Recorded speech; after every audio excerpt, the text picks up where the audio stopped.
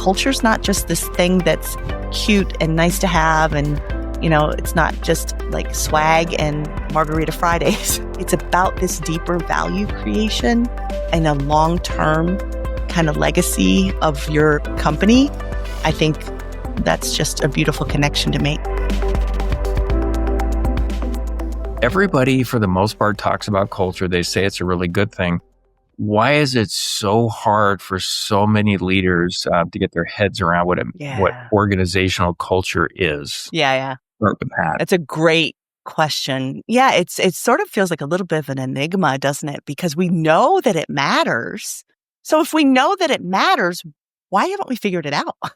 And so that's one of the things that I've just been interested in my whole career. And I think there are some kind of fundamental aspects of culture itself that make it really hard for us to take action on it and really make a difference and change it.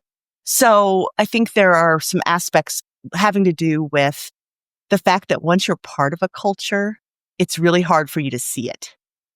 And I think people think, oh no, I'm aware, I'm paying attention to what's going on around me. I can see it. But actually there's lots of evidence and proof that once you become part of it, you're almost blind to it. It becomes so accepted, so natural, so much of just what we do that you can't even see it. So if you think about being in an organization and wanting to maybe work on culture, it's really hard when you aren't as objective about it as you might think. So there's an analogy of, do goldfish even know they're swimming in water? And so that's kind of what culture is like. It's the water we swim in. It's our natural surroundings. And, we can never ask the goldfish. I don't know, all these animal analogies that we can't really validate. Maybe the goldfish does, but the idea of it's hard to see.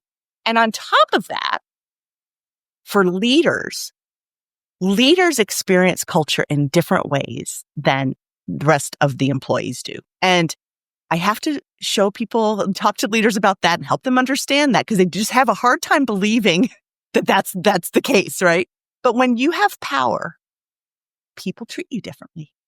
And I think that we sort of know that objectively, but we want to believe that we're different. Each of us is different, right? That no, I'm welcoming and I'm kind and I listen to people. They're not going to treat me different just because I have power.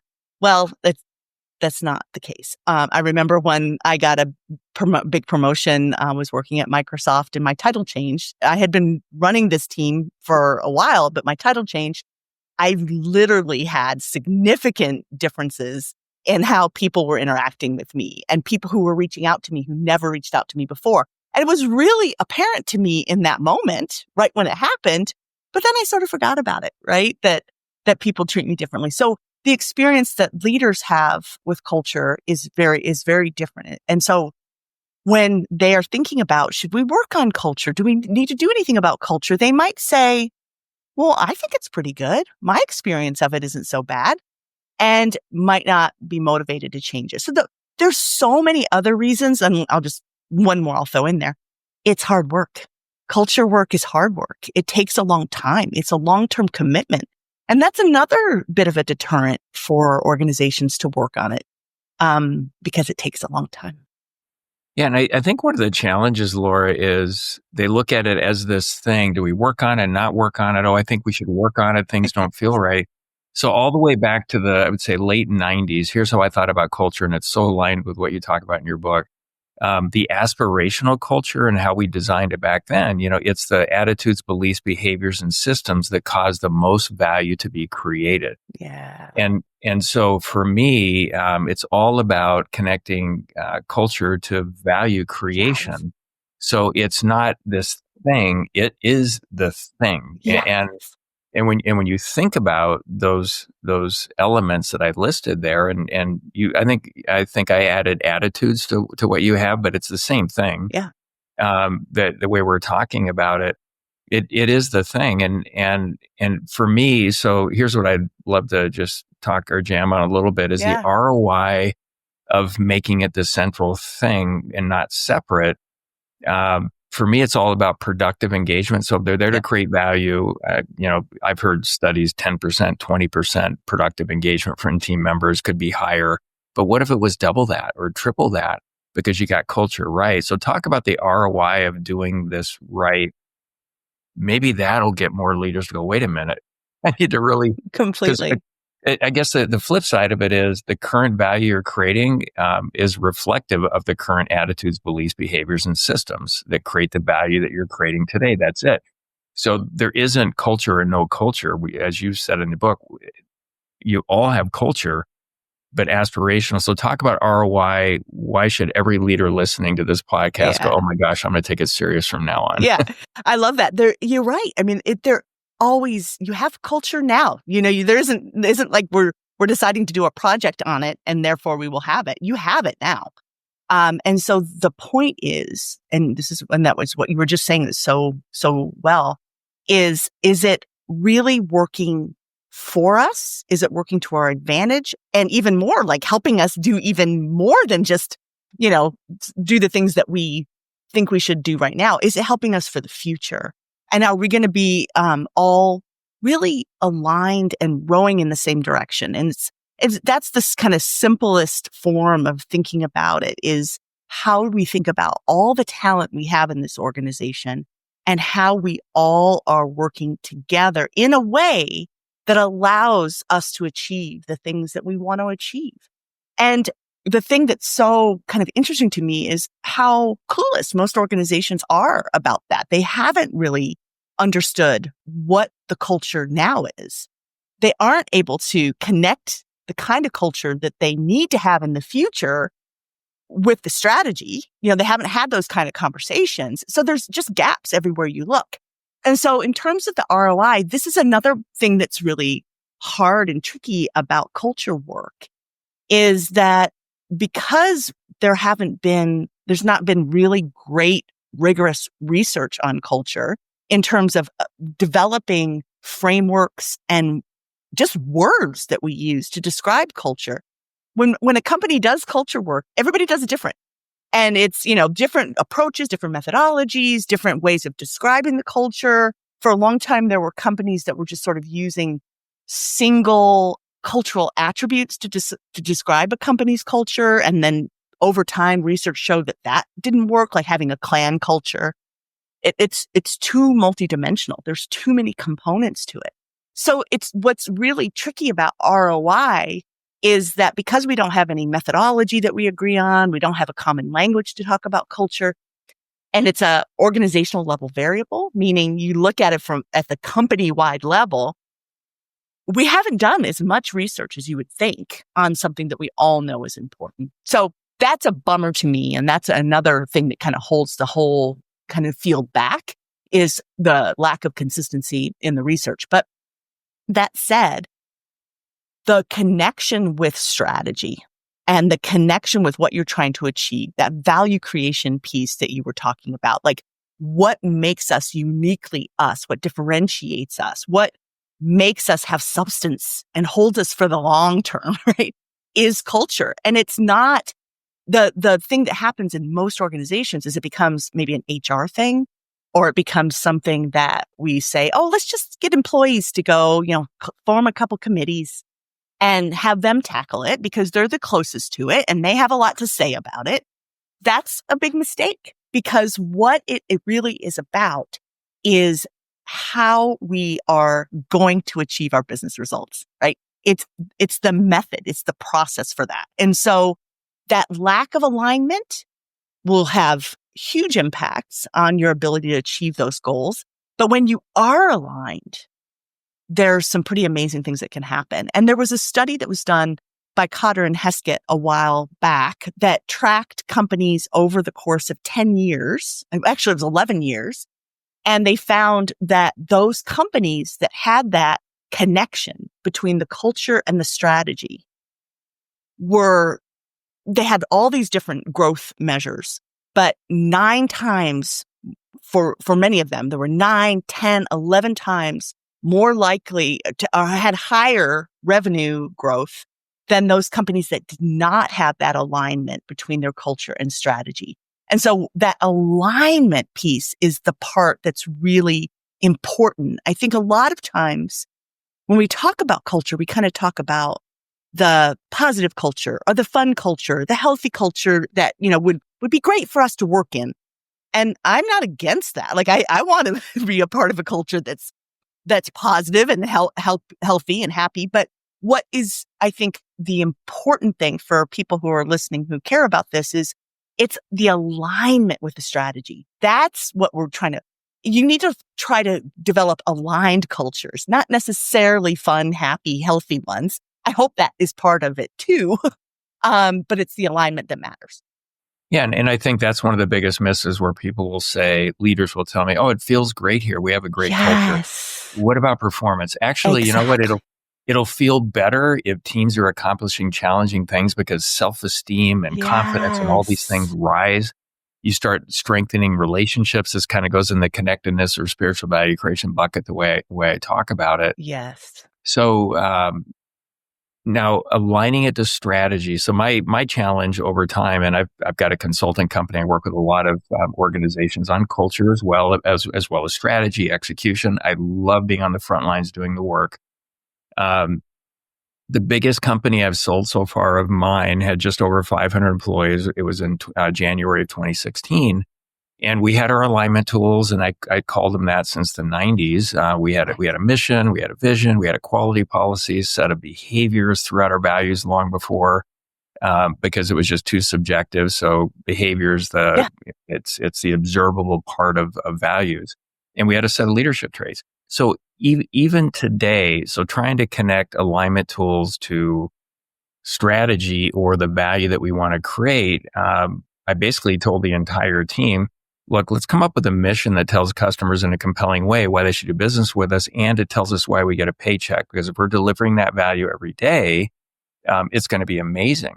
Right. And so just for example, and so this is almost 10 years ago, our mission was safely reducing aircraft operating costs by providing resourceful component repair, overhaul, and approved replacement parts solutions. So we repaired and manufactured parts for operators globally to keep their aircraft flying more safely. 2,000 customers, 60 countries. Every one of our team members for our mission, every 6 months, had to put one example down of how they applied it to make the organization measurably better and take a shot at the ROI. So it was the application of it. Yes. And the way I ran at it was the standalone alignment tools like mission, vision, quality policy. We had a purpose for each one of those for even drafting it before we went to the drawing board, and then sets of alignment tools like behaviors. Same thing. We want to accomplish this, create these conditions, and include all team members appropriately. Like I think leaders should probably get the standalone ones. I think all team members with the sets like leadership traits and general behavior should get involved in crafting them.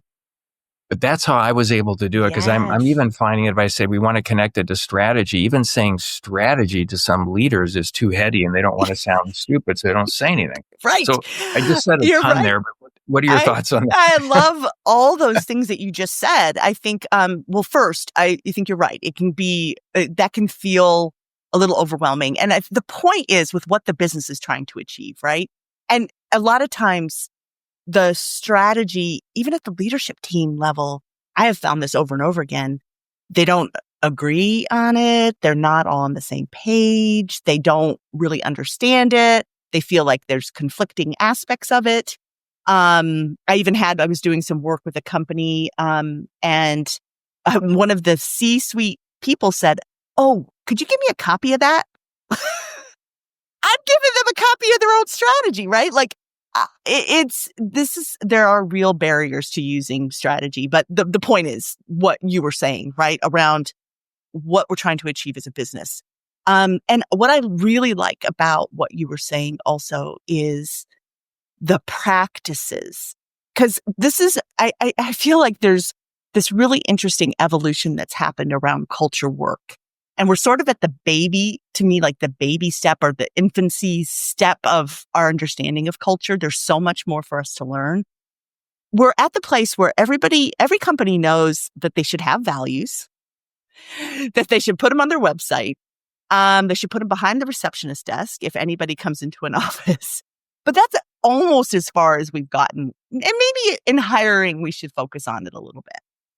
The actual embedding that you just described of it's kind of everywhere you look, you still can repeat it and talk about it, right? It's what we do. It's the drumbeat. It's natural. That is so far from the reality that most employees experience. Usually it's just they're on our website and that's all we do with it. And so thinking about the day-to-day practices is to me like a next extension of the work that needs to happen. Luckily, some companies are starting to behavioralize. Like, what are the behaviors? But it's more than that, as you just said. It's sure the behaviors are important because I need to be able to understand, like, how do I do it? How do I actually embody this?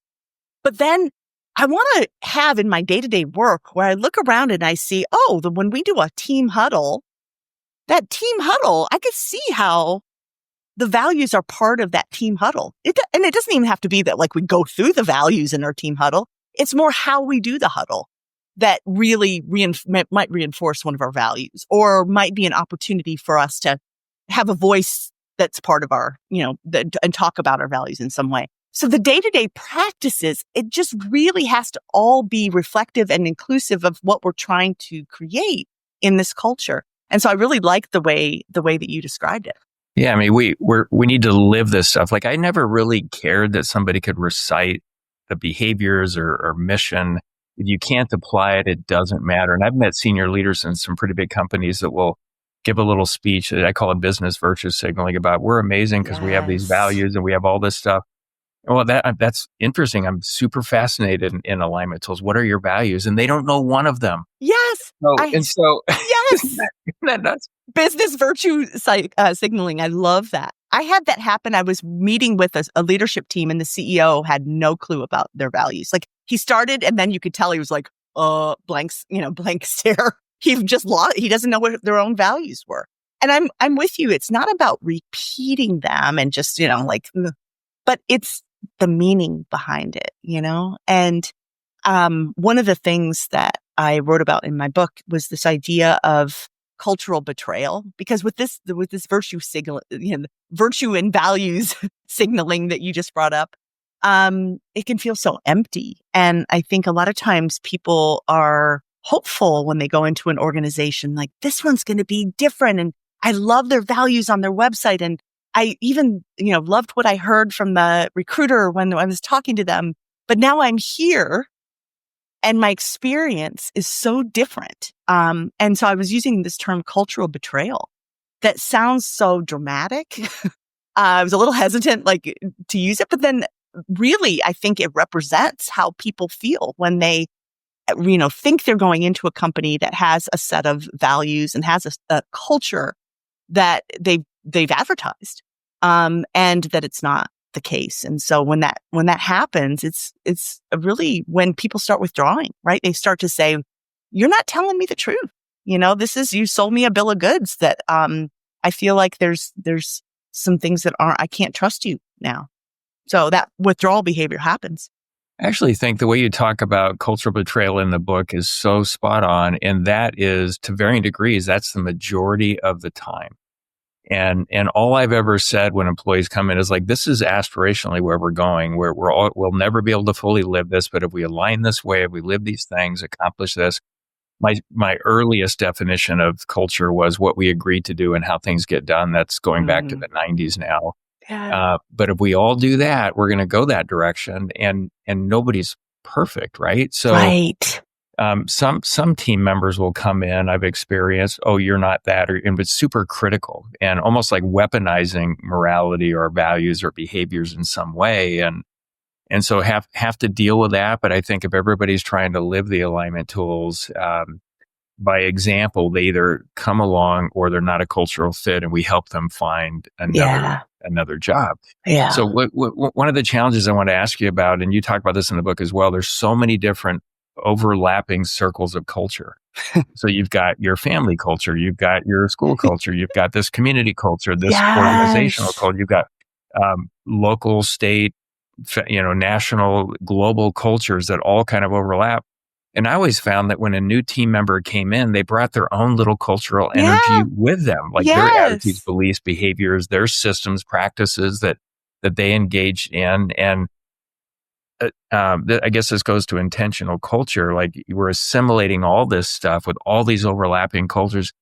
That gets super complex when you to think about how do we simplify that complexity and make it super powerful? Yes. And it's so complex, but I think it also makes it so interesting, right? This is what makes people interesting is one of the reasons is this all these layers that they have and all these different beliefs that they have and values that they come to the table with.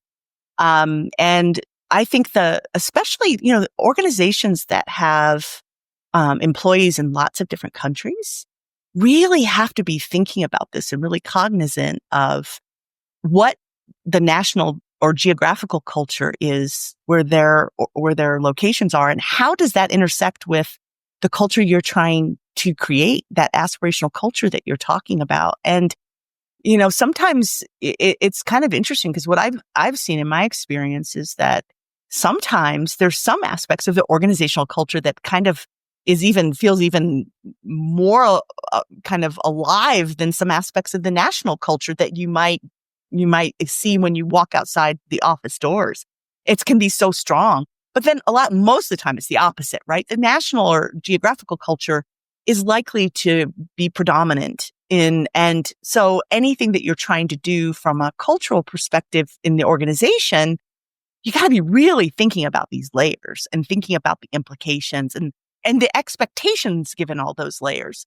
So, but to your point, we have the National Geographical kind of version.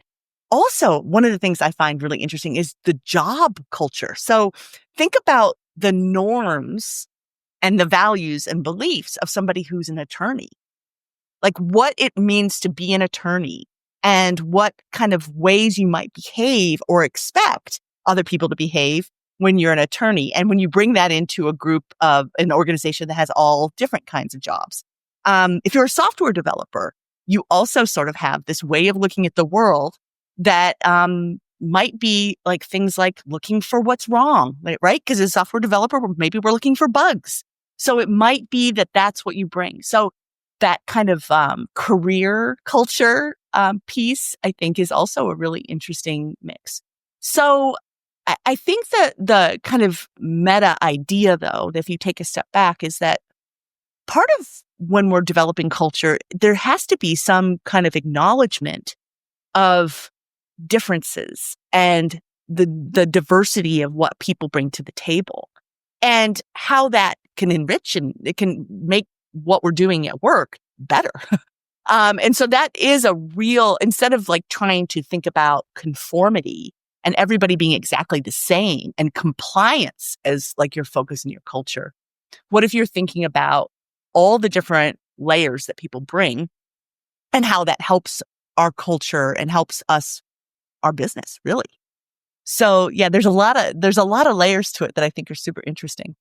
Well, I like for me, everybody's aligned to the value that we're creating or designed to create as an organization, and then leveraging these different cultural diversities to go even faster. And what you said there around expectations. So managing expectations for me, it's a little bit like I work with a lot of kids, a lot of families. I'm operating a company right now as CEO called Dinner Table, and we have about 40,000 parents in our dinner table family community from 67 different countries. And so when I think about managing expectations, that we plant seeds now, they may want nothing to do with it, but just wait 2 months, 3 months, 6 months, and it starts to change. And I always felt the same with culture. They come in, I don't overreact to things that aren't quite living it. We just keep nudging them in a better direction. Yeah. And usually within 6 months to a year, they're culture champions. Yes. I'm so with you. The expectation, articulation of expectations in a way that's inspiring, right? In a way that people want to be part of that. It's like, this is how we do it here, right? This is who we want to be. This is how we need to be able to do that. Like those kinds of more inspirational, bigger picture, people rise to that occasion. They want to feel like what they're doing every day has this bigger meaning. And so articulating those expectations in a way that's inspirational is a really important part of the leadership work around culture. And I see that a lot of organizations just have never done that. They have definitely created, a lot of times create values that are don't really even have expectations, or they're definitely not high expectations. And as you know, a parent, and I think a lot of people have experienced this, having high expectations, how you deliver those high expectations matters, but having high expectations is a pretty amazing thing. And kids and people, I think, usually rise to the occasion, like you said. Yeah, it's like, yes, you can. You can Yes. struggle to develop a capability. It elevates your self-esteem. Use that to create value. Keep taking bigger steps going forward. And when I think about culture, I always wanted everyone, and I strive for this continually in all the companies I work with and operate. I want everybody to be the CEO of their own role. Like you're running a business within a business.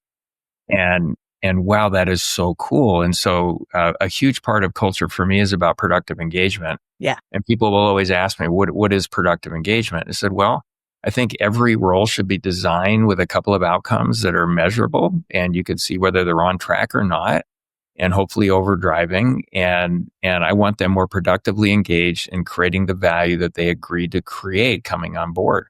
Nice. I think that makes it really simple in how I think about it. But how does that land on you? I love that. And I think we tend to think about employee engagement as a survey, unfortunately.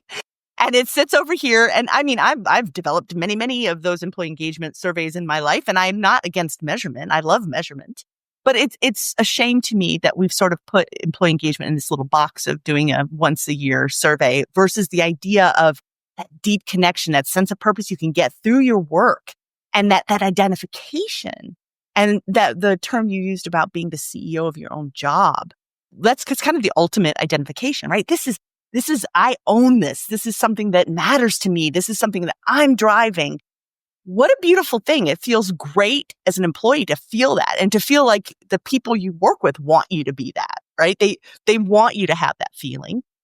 And it's awesome for the business when people feel like that. And it is really, if you think about it, it's sort of a form of culture that you can create. Engagement and culture aren't these like completely separate things. A culture can help people really feel more engaged or less engaged. And so I believe, employee engagement is where the energy is created, right? It's like that energy is, if I feel like I'm the CEO, I have a lot more energy about what I'm doing, and how I think about my job than if I just feel like, that's, above my pay grade or not on my job description. Those are all signs to me when I hear people say things like that they don't feel like the CEO of their job, right? Yeah. Are we on a developmental journey together, everybody creating value together, helping each other develop, capability, character, supportively, or is this one big, collection of transactions? Yes. And I think, unfortunately, most organizations, they set up a bunch of transactions and they go, well, how come people aren't more engaged with creating the value that they agreed to? Now, I'm a big believer in, when I hire folks, I'm going to pay you what I agreed to pay you 100% of the time, not going to miss a penny. Why is it okay for you to only give 30% or 40% of what you said you would? So it's not one more at fault than the other. It's like, come on, as a company, I think we need to get the environment right, and it'll never be perfect. Right. But I also think everybody, if you just look at integrity and doing what you said you would do, they should try to be the best at everything they do. Yeah.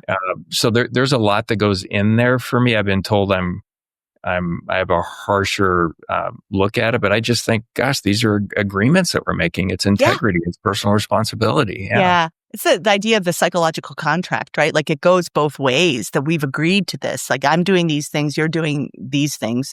And it's mutually beneficial if we both do that. I think what's a shame, I'm with you on, that's the expectation we should have, and that you kind of should expect. It is a job and we've agreed to this. What's unfortunate though is how much kind of history people come to jobs with, right? Where they've been before, how they've been treated before.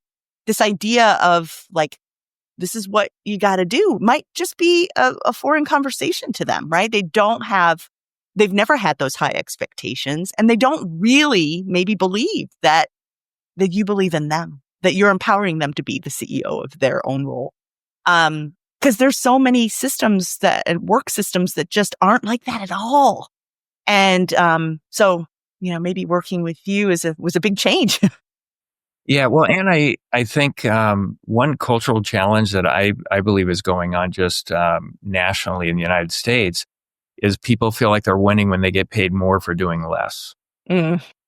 And I like to lean in, and I'm still on the front lines, and I don't have to work for a long time. But I love working. I love being on the front lines. I love leaning in and creating more and more value and developing to actually be able to do that. But I think that's a challenge where, a lot of employees, I'm winning when I'm doing less and less and less and getting paid more and more and more. So how do you address that challenge? Yeah. I mean, it's such a fundamental idea. It's really about the concept of intrinsic motivation versus extrinsic motivation in so many ways. And in our society, I feel like we have kind of come to believe that the reason why we do things is because of this extrinsic motivation. Meaning, a like on social media, meaning making more money, having a better car, that it's all about those things. And that's why we do them. And, the more and more we associate money and material things with what we do, the more we start to believe that's why we do it. Right? It's the psychology of money is a fascinating thing. The concept of intrinsic motivation, and I don't want, and I think that's probably maybe could sound like a real privileged thing for me to say, right? Because everybody has bills. I have bills. I have responsibilities. I need to make money. I'm not against making money. I think that is an important part of the agreement. But the idea that actually there's a lot of other things I could get from work, a lot of other intrinsically fulfilling things that I could get from work around like feeling that sense of meaning and feeling a sense of purpose, feeling like I overcame a challenge, the feeling that we did this thing together, that we created this thing. There's so many amazingly positive feelings that can come through our work that's about intrinsic motivation. And I think a lot of organizations have not worked that way. They've not really emphasized intrinsic motivation. They've emphasized extrinsic motivation. And so like I see it a lot on things like employee surveys where it'll talk about, have you gotten a promotion? Or, just talk about pay in terms of your benefits, not talk about all the other things around learning and growing and feeling like your voice matters and that you're valued for your contributions. And, that there's so many other things that can feel so fulfilling.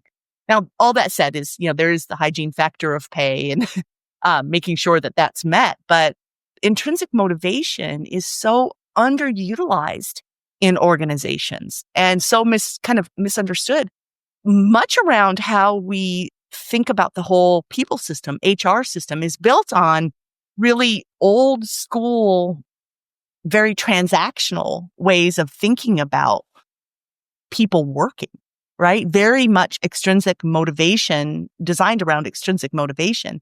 And so we've designed this system that is all about extrinsic motivation. And then we're surprised that people aren't intrinsically motivated. And so I think it goes back to, what we were talking about before around, the systems that we're creating in organizations have so much more potential to feel that value creation that you've described.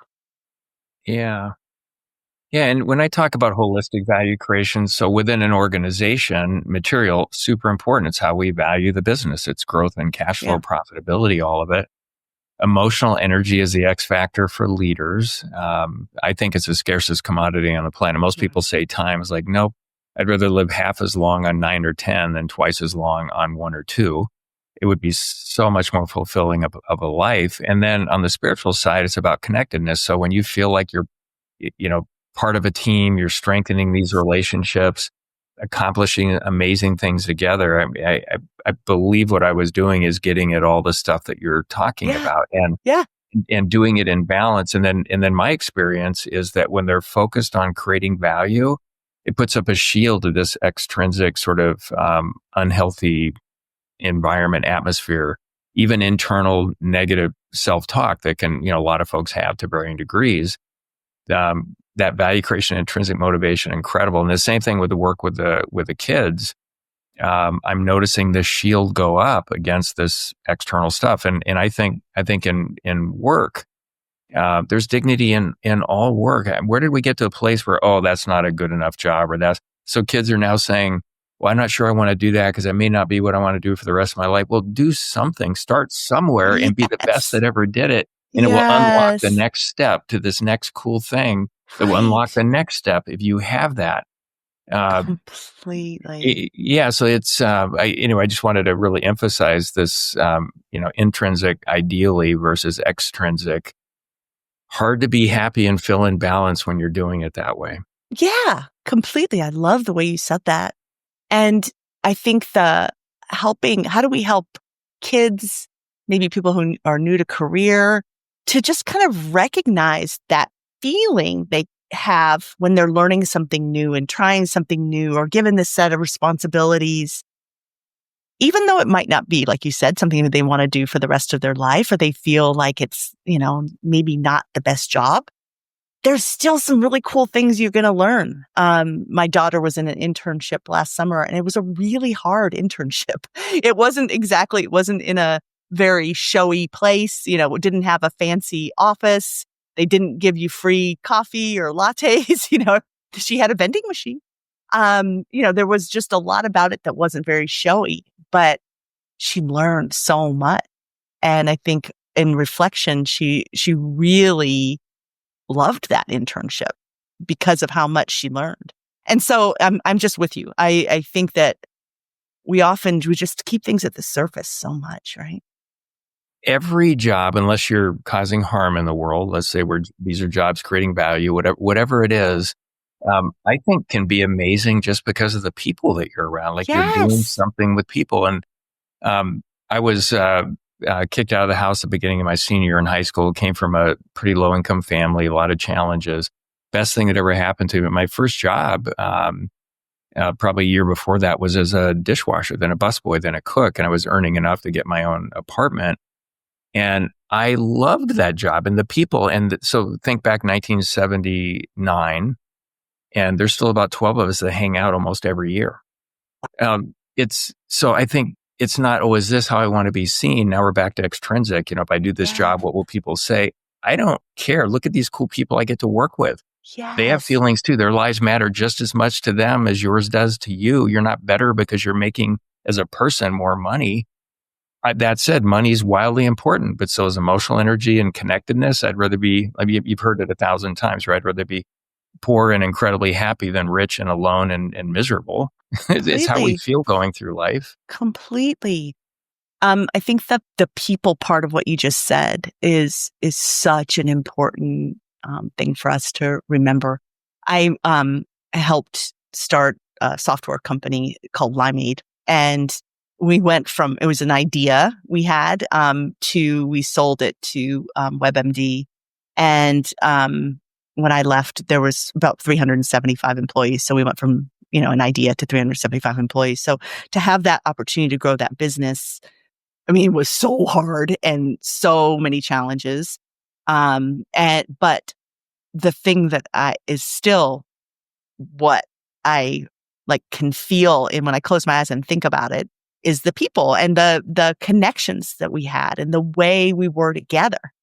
And that was really special. And it's interesting because I have people regularly kind of will reach out to me on LinkedIn or, message me in some way and say, gosh, I've never worked any place that was like that again. And I state a lot of people are so connected still to people they met when they were working at Limeade. And so I'm with you. And those are some of the best memories I have in my career, thinking about those those human connections and the way we did something really hard together.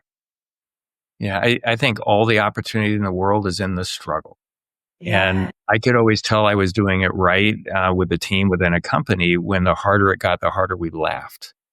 And the biggest thing that I've sold was that aerospace business that I mentioned. And some of these folks, I mean, I just feel like they're more than family. I mean, it's just Yeah. a deep connection and what we went through and Completely what you the go through experience. together.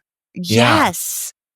Yeah. And what happened when really hard things happened? And, what did we do together? And because every business has that, right? There's really bad, not good struggles that you go through. And I think that's kind of what you were saying at the big beginning of this question that you have. But like at an individual level, that's true. Like some of the best stuff happens in the struggle.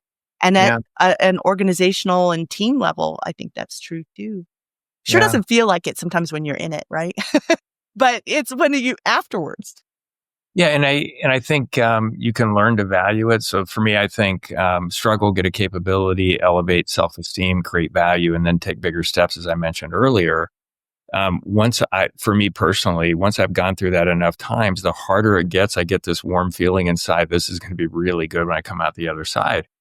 And I think we also have this culture in the U.S. where if it's hard for kids, like remove all struggle and that somehow will make them better. Well, now they're not ready for adulthood. And it's the same thing with adults.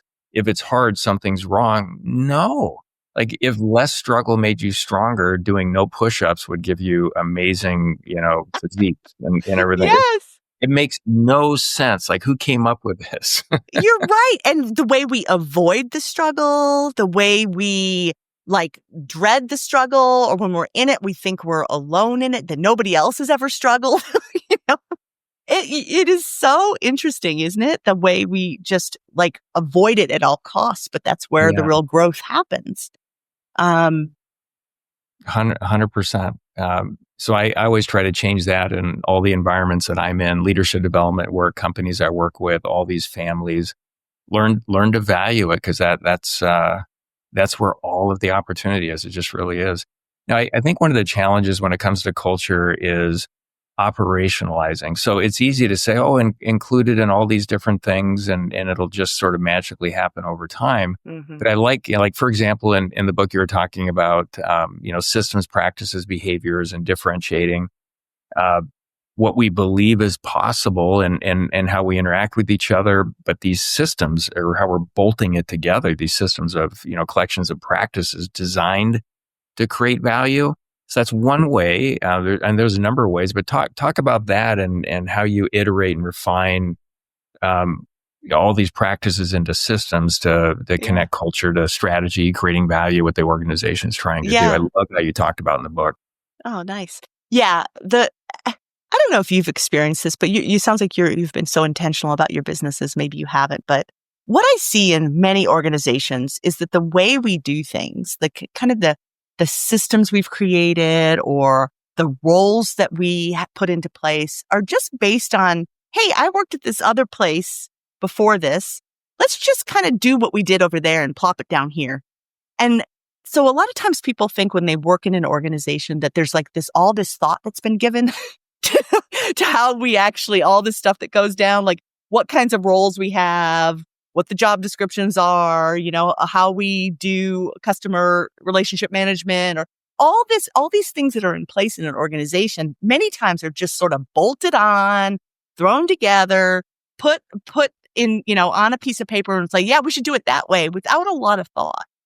And so it probably comes as no surprise that we actually could be a lot more intentional about those different systems and practices.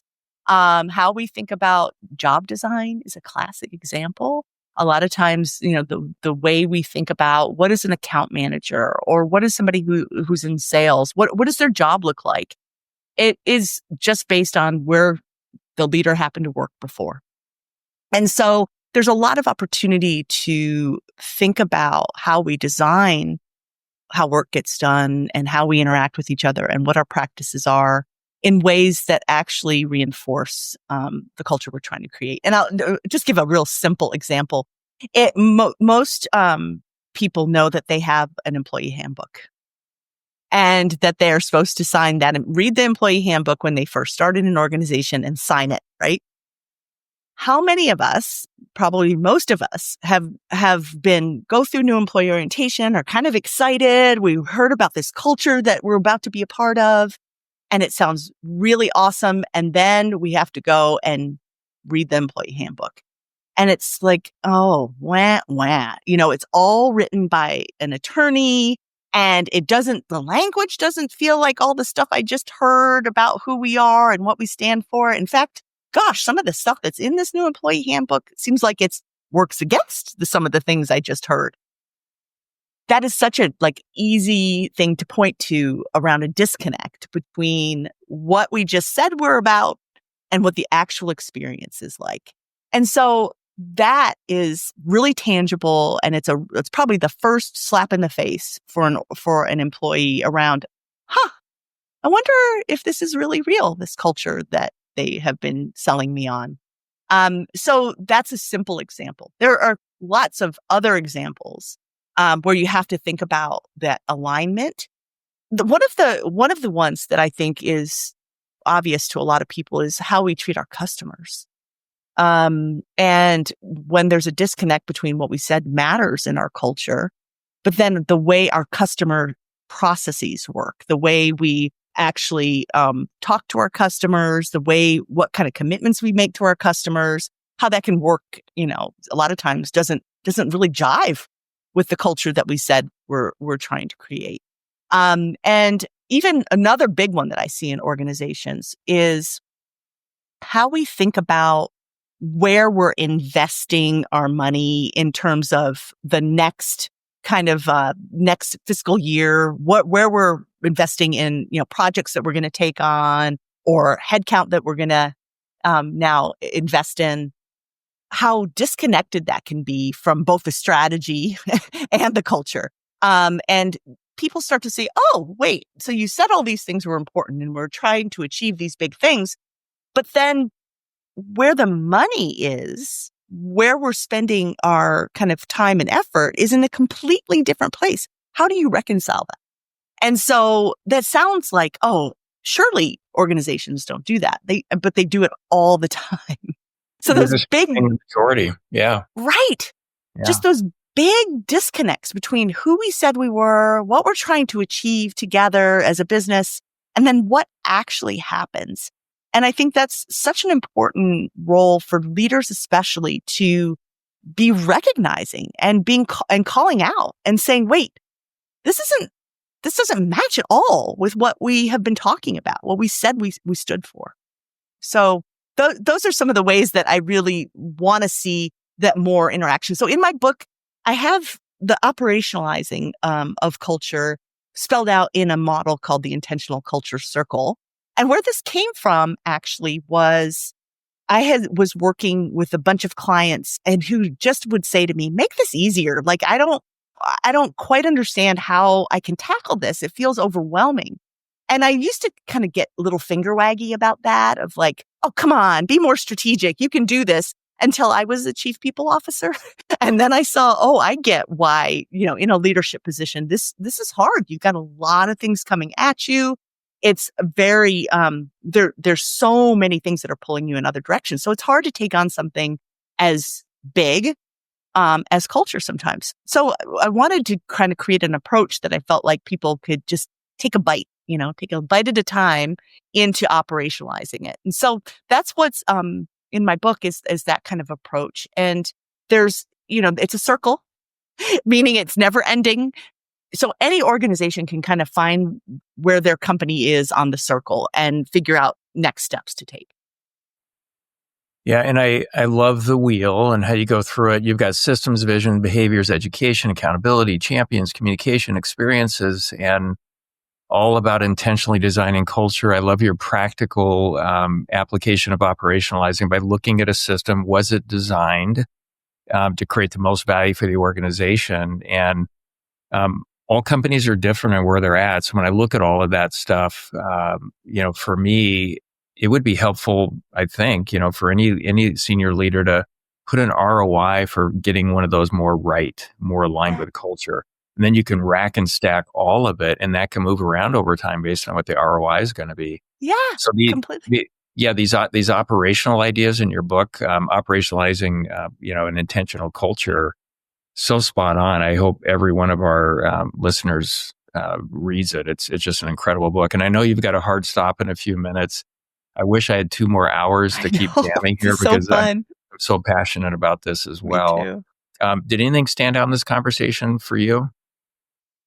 A whole bunch, Lee. Um, I really the whole your emphasis on value creation. I just love that. It's gotten me, really thinking about the role culture plays in that, and I think it plays such a huge role. And I think that the more that people who are in leadership positions can really understand that culture's not just this thing that's cute and nice to have, and it's not just like swag and margarita Fridays.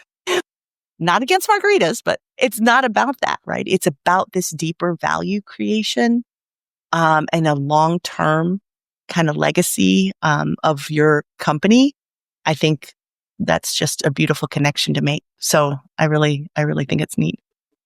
Yeah, it's so rare that I get to have a conversation like this with somebody that's been on the front lines, not just studying it, teaching it, but on the front lines. And you can tell reading your book and in this conversation. So it's been an incredible pleasure. If Oh, our listeners want to learn more about your work, where do they go, Laura? sure.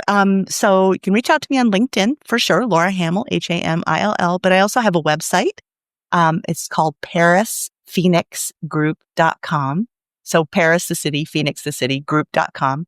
It's my kids' middle names. And my book is available on Amazon and Barnes and Noble and all the kind of typical places you would buy a book. Awesome. Thank you so much for being here today. Oh, thanks so much for having me, Lee. That was so much fun. Yeah, I had a blast. And this has been the Show Your Value podcast. If you got some value out of today's episode, please leave a review, and subscribe. Until next time, show your value to the world.